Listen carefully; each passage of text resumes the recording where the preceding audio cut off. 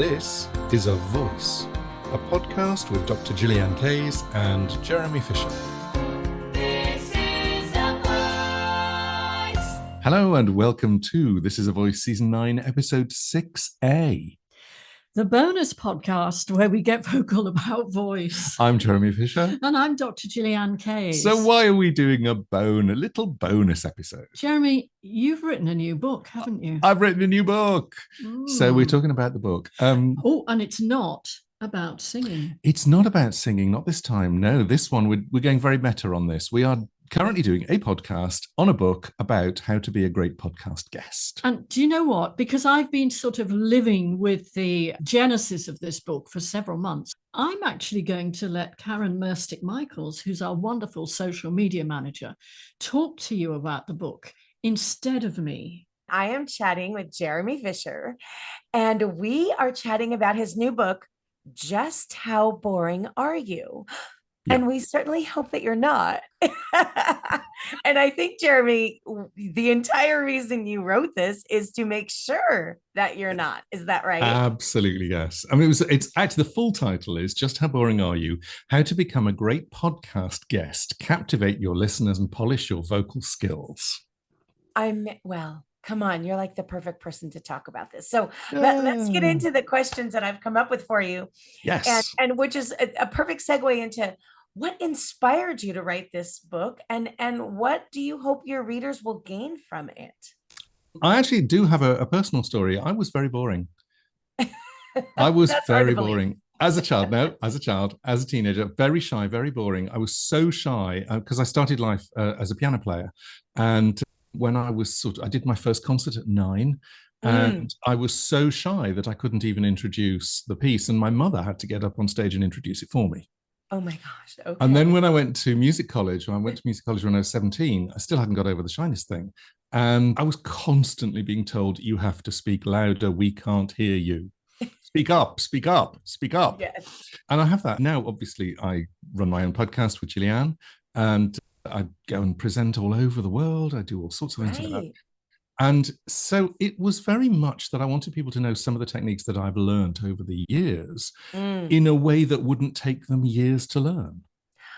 Oh my gosh, I love that. I mean, taking years to learn. Sometimes it feels like we have all this knowledge as performers or as, musicians and artists, but applying it to just talking is a completely different animal. Isn't it interesting? It is. I mean, what fascinates me is the whole transfer of skills thing, because as a musician, you know about structure, you know about tempo, you know about pauses, you know about dynamics, you know about all these things. You also know, if you're a singer, you know about lyrics. And all of these things, performance, energy, communication with the audience, all sorts of things that you do as a singer, and you don't even realize that these are skills. And a lot of these are transferable into the spoken voice world, but not all of them, and not in the same way. Absolutely. So I've been doing a whole load of coaching of speakers, love coaching voiceover artists, love coaching people who do scripts, all of that. And I've done quite a lot of that. And I thought, this is really interesting. And then, of course, podcasting came along. Yes. I mean, we have just recorded, I think, our 96th episode. Oh, my Lord, Jeremy, that's amazing. And that's been really fascinating doing that over the last 2-3 years, because really podcasting is conversational. And I think it's the difference between public speaking and podcasting. Public speaking is very much, you're out there, you're presenting, you are speaking to, normally in a large room, you're speaking to a large group of people. Right. There are certain techniques that you use, whether you're on microphone or not. There are certain techniques you can use. That's right. Podcasting is very different. Podcasting is conversation. And if it isn't, it's almost like we're talking to the people right in the room. Yeah. They just happen to not be in the room at the moment, right? Yeah. And I mean, if you podcast by yourself, then you're talking directly to one person. You're talking to somebody's ear, essentially. If you have more than one person, like we're doing now, where we have a conversation and people eavesdrop. Right. The fascinating thing is, if you are using some of the techniques that you use in public speaking, you're not doing it right.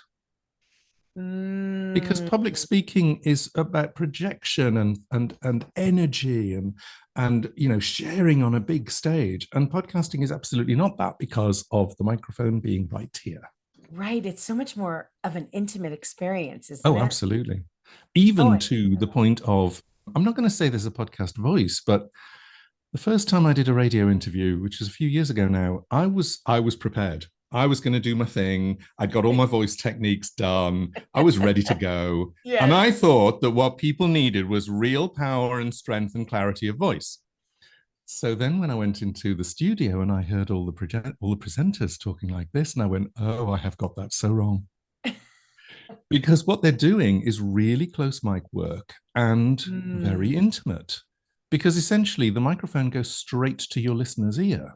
that's And if right. they have headphones or they have AirPods or anything like that, you are literally going straight into their ear. So you don't need to shout. Wow. And I love that so much. And I love the idea of it going straight into your ear like that. That is really capturing my brain and almost to distracting me. But Mm. I love that so much. Well, then what this is a perfect segue to what are the most common mistakes people make when they are guests on podcasts and how do they avoid them, Jeremy? The biggest one is not knowing who your host is.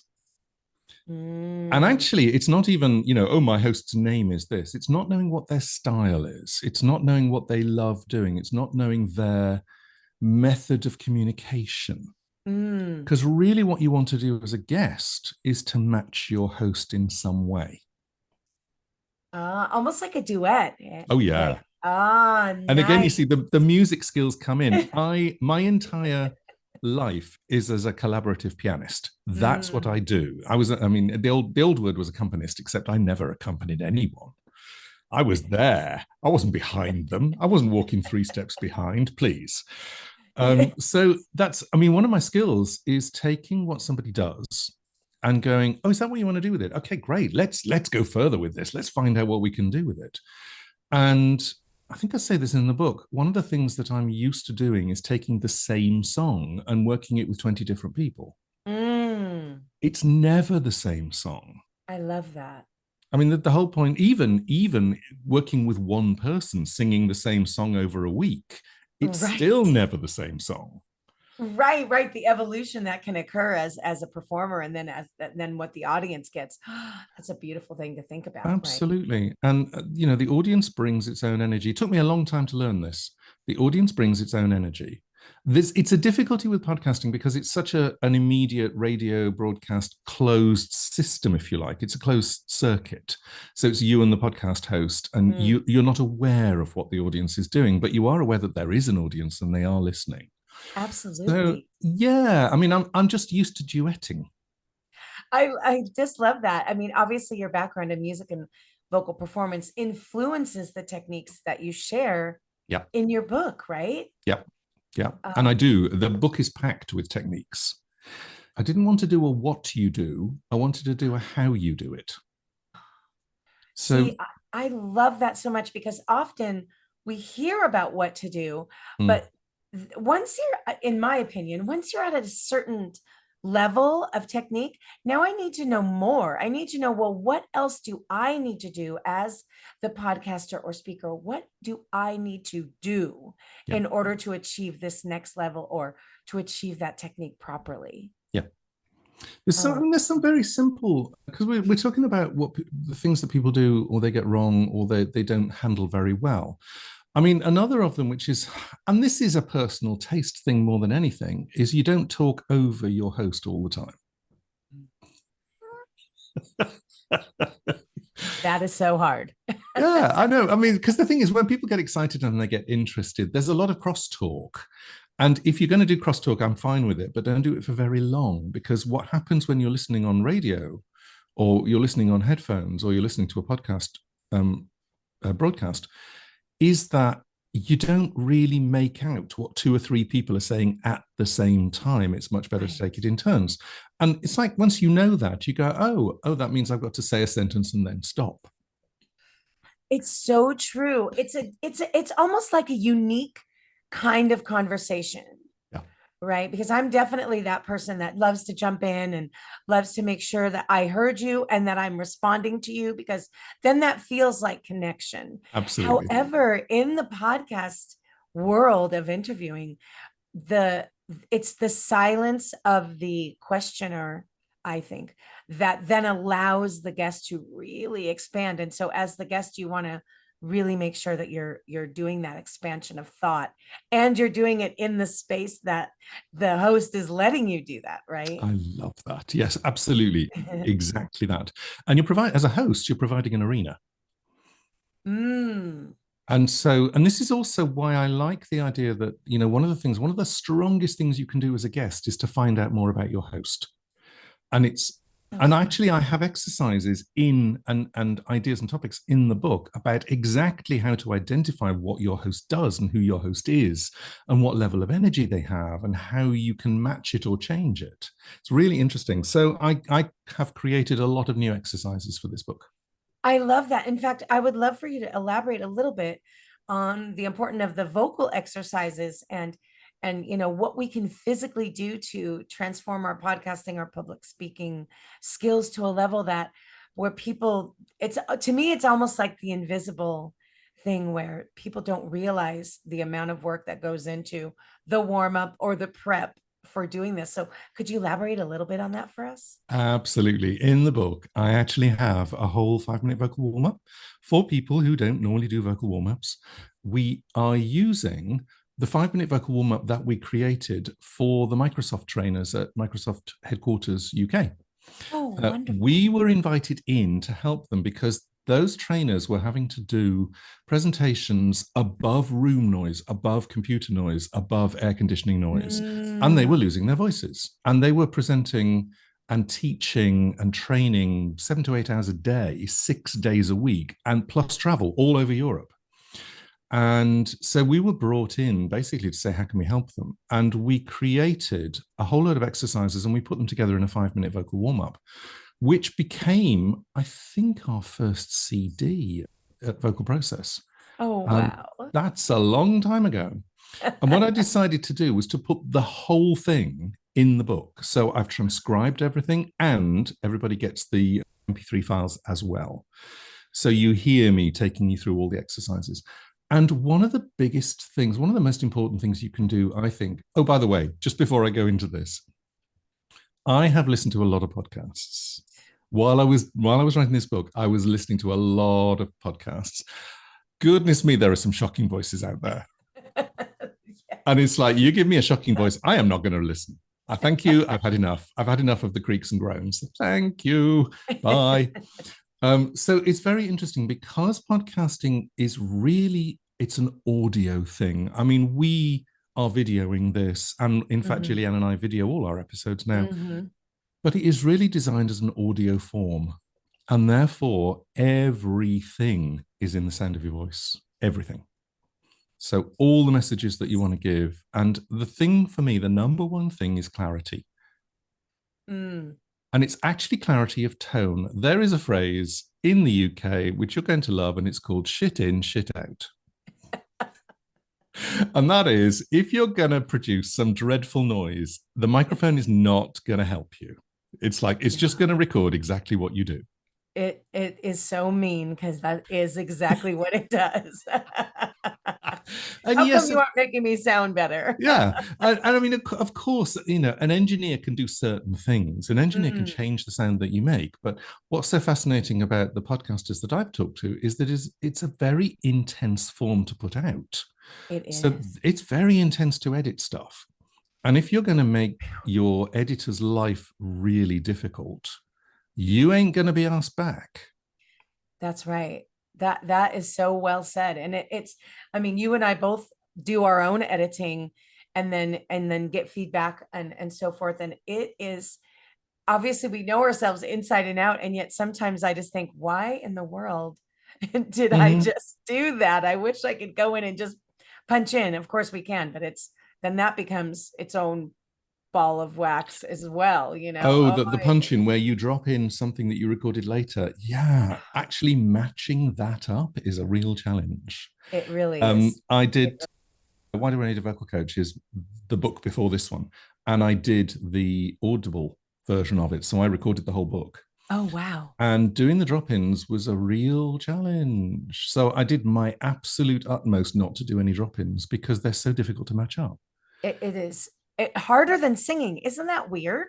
Yes, much Which harder than singing. really informs me about the speaking voice and the energies and the levels. And clearly, when you first told me about this book, I was like, oh my gosh. First of all, I know 10 people I want to send it to. Good. Yep. And of course, even just use it myself as I get further into the podcast world. I love it myself. I'm obviously, it's a natural for so many singers to use their voice for voiceover and podcasting and so forth. So, okay, why don't you tell me where we're going to find this, how we can buy it, and what should we do about all that? I have a link. It is actually in our Teachable account. So we have a Teachable account online where all of our courses are, and we put that's where the Learning Lounge is, right? That's where the Learning Lounge is. Yeah. And if you haven't come across the Learning Lounge is well over 600 resources, all of which to do with vocal technique. We have song databases, we have courses, masterclasses, I mean, just all sorts of things. The Learning Lounge is up on Teachable, and also on Teachable is where you can get the book. So I will put the link in the show notes, in the descriptions, in whatever we decide to do with this. Yes. I'll put the link up there. And in fact, you get the book. It's an ebook, so you get the download immediately. Wow, wonderful. And if you get it on Teachable, then you also get access to the MP3s of all the exercises that I'm putting in. And they will come at you like one a day with all sorts of instructions. Nice. So yeah, so it's really good. There's one thing, I think there's one piece of information that I absolutely loved when I was researching this, and it is a research project that was done by Harvard Medical Center. They examined, I think, 1,500 people. Oh, and wow. They recorded their voice and then they played it back to them. Of that 1,500 people, over 50% said they hated the sound of their voice. Oh. That's an enormous number of people. And in fact, if you read the paper, they hated the sound of their voice and they were open to, correction up to and including surgery. That's one of the reasons why my book is here. It's most of the time, you don't need surgery to start liking your voice. Absolutely. And plus, as you and I well know as voice teachers, people don't, what we hear as singers is not what the exterior audience hears, right? Because absolutely. Through bone conduction and all of those things. And so I know for myself, I always recommend to my singers and speakers, record your voice, listen back, don't judge, simply edit, right? So that way you also get accustomed to listening to it. But sometimes it can, even with myself, and I've recorded a lot of things that I've listened to, and it can be quite jarring to realize some of the things that we're doing, that we could just simply make one or two small changes and then do them better. Absolutely. I have to tell you, there's one habit that I have now stopped since I started podcasting. What is that? I used to do this a lot. In fact, not just a lot, at the beginning of every sentence. Oh my gosh. And the fascinating thing is, it's not until you start editing your own voice that you go, oh, there's a habit there. And once you notice that there's a habit, that's it. You can't hear anything else. No, you can't entirely unhear it. Focused. Yep. So yes, that was fun. So now, and the thing is, I knew what it was. It's that what's so fascinating is when I'm listening to somebody, I close my mouth. And I close it quite tight because I don't particularly want my voice to be heard while somebody else is talking. And what would then happen is it would be the suction that was inside would cause me to smack my lips. Now I know I do that. I'm not doing it. and you're right. That's hilarious. And it also is just true. It's when we learn, I think it's the best skill we can learn. Don't judge, simply edit. Listen with an open mind and open heart, right? That just allows you to say, oh, I'm doing X. I would like to do Y or not do X. Yep. So then take action. And let's face it, the best way to take action is when you have education. And that's why friends, this book is so important. This book is good. I can't wait. Also, there's the whole thing. one more thing that's in the book, and I felt very strongly about this. Obviously, 70% of the book is my opinion and my Sure. exercises and my working through the thing, and also because I have a lot of experience on working with people in this situation, both as guests and hosts. I also decided that I wanted to interview some other people. And so the end of the book, I actually interviewed 5 people for this version. I am planning a second edition where I'm going to be interviewing more people. And that was very interesting. So I interviewed somebody who is a podcast host, podcast guest, and podcast creator about what he thinks. And that was really fascinating. That's Danny Inney from Merstik. And he is the overseer for, I don't know, 20 different podcasts. Wow. And in fact, I'm going to be a guest on one of the new ones that he's putting together very soon. That'd be fun. And also, I interviewed 2 producers who also, one of them is the oversee producer for 15 or 20 podcasts. And one of them is a producer on several of them, but does all the real hands-on stuff. Wow. And that was really fascinating because it was so nice that we had a long conversation, and most of which I've reproduced in the book. And it was so nice because I was on the money. You know, they agreed with the things that I was talking about. They went, oh yes, we hate that. Oh, we hate it when people do that. And so we were talking about what people do and how they can change it. And then I had an interview with Jackie Lappin of Speakertunity, and her job is basically to get people podcasting opportunities. She has a whole range of speakers, and she helps them market themselves. There's all sorts of things that she does. And finally, I talked to Bruce Chamoff, who is the owner creator of the World Podcast Network. Oh, wow. Yeah, that was fun. That was really interesting. He's a very interesting guy, and he's also a musician. Yes, I know who he is. That's the only part of the book that I haven't read yet was your interviews. And that's when the interviews tend to really bring together all the ideas and thoughts that you already had. And plus, validation is not a bad thing, right? Absolutely. It was so nice. Yeah.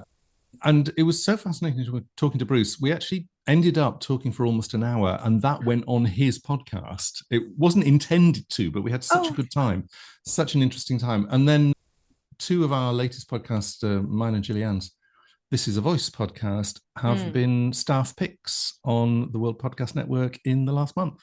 Oh my gosh, nice. So I'm really thrilled. Yeah, so that's really good. Great. So I have more plans, but this version is out. It's out now. Okay. It's on Teachable. I will give you the link for it. Follow the link that'll be in the show notes, and it'll take you straight there. Absolutely, yes. Yay. It's always wonderful to chat with you, Jeremy. So much fun talking about this. I love this book. As I said, I've been reading it and applying it myself.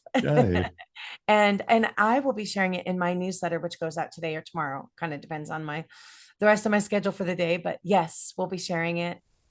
And off to the races you go. Yeah. Thank you. Thank See you you, soon. friend. Bye.